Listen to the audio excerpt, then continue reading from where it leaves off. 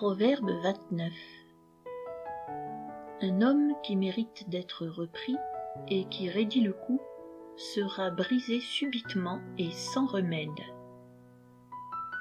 Quand les justes se multiplient, le peuple est dans la joie. Quand le méchant domine, le peuple gémit. Un homme qui aime la sagesse réjouit son père, mais celui qui fréquente des prostituées dissipe son bien. Un roi affermit le pays par la justice, mais celui qui reçoit des présents le ruine. Un homme qui flatte son prochain tend un filet sous ses pas. Il y a un piège dans le péché de l'homme méchant, mais le juste triomphe et se réjouit. Le juste connaît la cause des pauvres, mais le méchant ne comprend pas la science.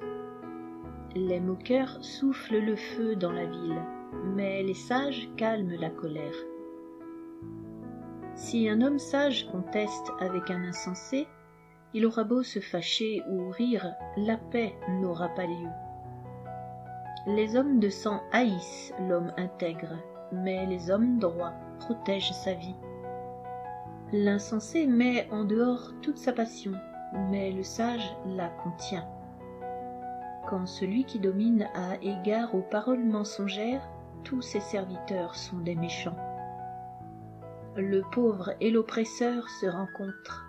C'est l'Éternel qui éclaire les yeux de l'un et de l'autre.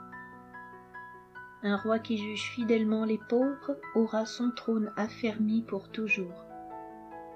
La verge et la correction donnent la sagesse, mais l'enfant livré à lui-même fait honte à sa mère.